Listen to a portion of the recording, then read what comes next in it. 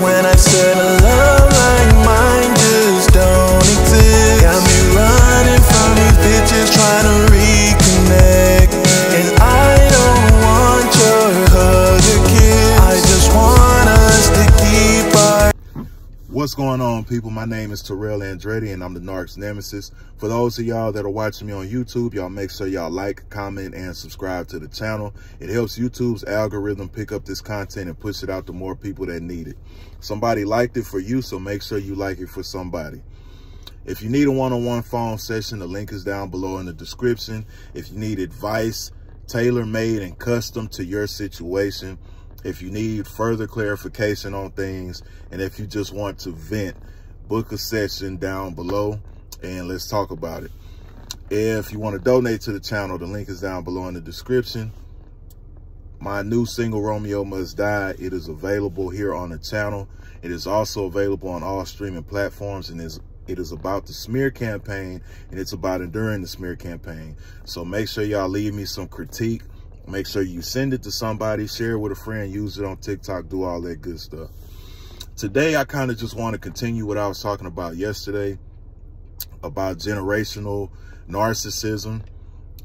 It doesn't get talked about as much as the romantic dynamic of narcissism because we don't recognize it as narcissism because it comes from our families. Like I said, your family will fuck up your family. Your family will talk you out of your family. It will talk you out of your future. They will talk you out of your goals. They will talk you out of a lot of things. Simply because they didn't have the, I'm not going to say they didn't have the opportunity, because a lot of people do have opportunities. They just failed to capitalize on these opportunities. But they feel like since they weren't allowed to have a good life, they don't want you to have one either. So like I said in the last video, a lot of our dads are baby daddies. A lot of our moms are baby mamas.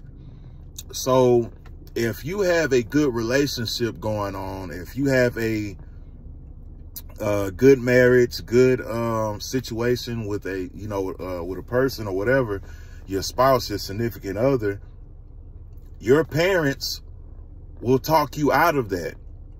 Oh, well, why are you cooking for him? Or why are you buying her this? Or why are you doing this? Or why are you so nice to them or whatever?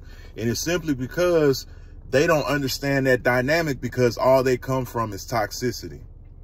They come from being a baby mama. So how can they give you proper direction and advice on being a good wife? They come from being a baby daddy. So how can they give you precise and, accurate information on how to be a good husband? Now, I'm not saying that people cannot learn from their mistakes and change, but a lot of people are walking this earth bitter because of their situations that happened 20, 30 years ago, because they never resolved those issues. That's why a lot of our parents, grandparents, whoever raised you, aunts, aunties, whatever, they speak ill about going to therapy. Oh, I'm not finna go pay nobody to tell me that I'm crazy. That's not the dynamic of therapy. The dynamic of therapy is I have problems and I want to fix them. But see, they've been trained to, oh, well, can't nobody tell me nothing, or you can't talk back to your mom, or you can't talk back to your dad, or, family is family and everything should be kept in this house. That's just a scapegoat to saying we're not finna address anything and nothing needs to be healed. Because if you do start healing in-house, that means a lot of family members need to be held accountable for a lot of shit. Auntie ain't ready for that. Uncle ain't ready for that. Grandpa, grandma, they not ready for that. Dad, mom, they not ready to be held accountable, because they've been running from being accountable 10 years before you even got here. They've been running from being accountable 20 years, 30 years before you even got here. You met your grandma at 50, 60 years old. You don't know about what she went through and what she didn't get fixed. Because we all know older people, black people especially, we don't believe in therapy. therapy is for crazy people. I'm not finna go tell somebody else my problems just to tell me what to do. And that turns into things never being solved or resolved. So that pain that your grandma went through, or that pain that your great-grandma or grandpa went through, it gets passed down to your mom. Then your mom passes it down to you. It gets passed down to your dad. Then your dad passes it down to you. And then when you get anointed and you got to carry you're anointed to break this generational curse, everybody in the family gonna look at you like you crazy because you doing stuff different.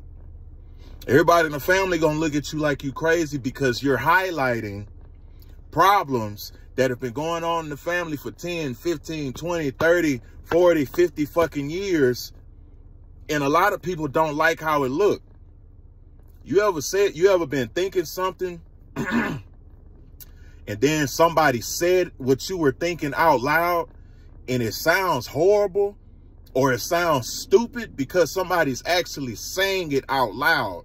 It's not just a subconscious thought. It's not just a passive aggressive thought. When you put it out into the world, nah, damn, I don't like how that shit sounds. Damn, that sounds stupid. That's how a lot of y'all breaking generational curses sound to these individuals who've been carrying it for generations. They don't like how that stuff sounds. They don't like how you paint them to the therapist. They don't like how you paint them to other people that have sense and can see through their bullshit. Because a lot of these people, they know they are wrong, but they've been getting away and they've created a system that does not hold them accountable. They've been creating individuals in the family that does not hold them accountable. They've been creating circumstances in the family that does not hold them accountable. Same thing with a lot of relationships. Their last partner didn't hold them accountable. So when y'all get into an argument, you're not used to telling them, hey, I understand where I fucked up, but this is how I feel about you doing X, Y, and Z. They're not used to hearing that because the other person always been the problem. When you tell your mama about herself, she's not used to hearing that because daddy always been the problem and you look just like him. So she definitely don't want to hear that shit. Daddy not used to hearing that he's the problem because mama always been the problem and you look just like her. So he don't want to hear that.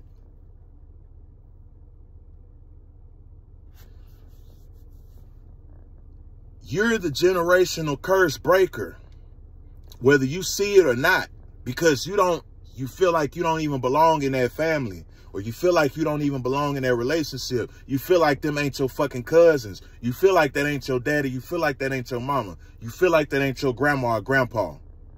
Some of y'all don't even have the last name of none of these motherfuckers. Because when I say it again, I said it in the first video and I'm going to say it in this one. When you're breaking generational curses, you're not going to have the support of the generation. It's just you.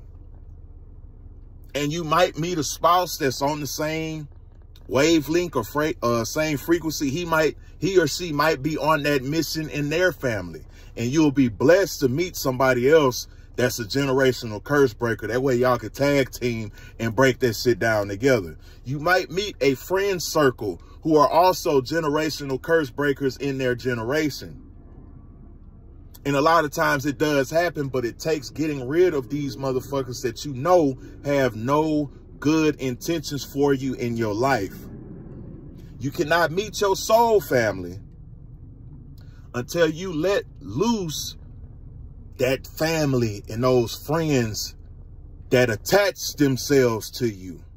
So you got people that are assigned to you that are waiting for their assignment. You got people that are assigned to your life that are waiting for the time and period and space and opportunity to do their assignment in your life, whether it's for a short period of time or whether it's a long period of time. Some of these assignments are lifelong. They're assigned to be your friend for the rest of your life. They're assigned to be your husband or wife for the rest of your life. But until you get rid of these motherfuckers or understand and distance yourself away from these people that are attached theyself to you, that dude that you met when you were young attached himself to you and you got attached to him. That girl that you met when you were young or met in a strip club or met wherever and you thought she was your end all be all, she attached herself to you. You attached back to her. That family that see that you ain't nothing like them and that you got something going for yourself and the shit that you got going on shines a light on all their darkness and the potential that you have and that you're tapping into outweighs the shit that they not doing or reflects what they should be doing and is capable of doing. They attach themselves to you so they can have some of that success. But there is a woman out there that is assigned to you. There is a man out there that is assigned to you. There are a group of friends, supportive friends that you ain't got to fucking beg. You ain't got to already be famous. You don't have to dim down your light. They are already assigned to you. But until you get rid of these attachments, you will never live in your assignment. That's why people don't understand you. That's why people outcast you. That's why you the odd man out in these situations. That's why you don't look nothing like your family members. That's why you don't act like them. That's why you want to change your last fucking name. That's why you don't want to be a junior or a third or a second. Because that name was attached to you. That wasn't your assignment. That family is your attachment. That's just the way you got here. They not part of your assignment. That's just the vessel that you took to get here. Your mom and your dad had to do what they had to do to create you. They had to get you from the spiritual realm to the physical realm. And that was your method of transportation. Now that you're here, you're on assignment. And these generational narcissists will try to stop your assignment. They will try to stop you from living in your potential. They will try to stop you from growing. They will try to stop you from shining light on a generation of darkness.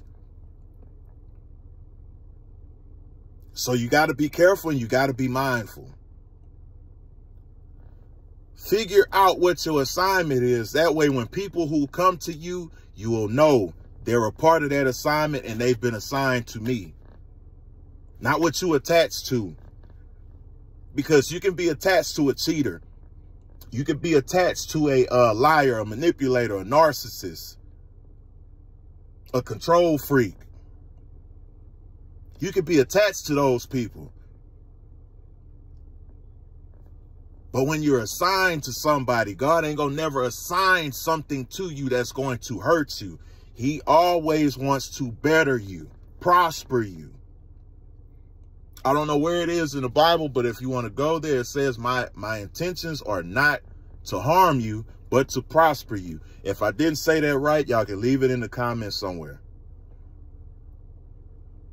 Understand, if you're a generational curse breaker, you will not have support of the generation. Make sure y'all like, comment, and subscribe. If you need a one-on-one phone session, the link is down below in the description. If you want to donate to the channel, the link is also down below. My new single, Romeo Must Die, is on all streaming platforms. It's also available here on the channel under the name Terrell Andretti. Make sure y'all go check it out. Leave me some critique and all that good stuff. It's on all streaming platforms with the rest of my narcissistic music, my narcissistic recovery music. And like I said, man, just tap in. Another day, another way, and you ain't got to listen. But I know you heard me.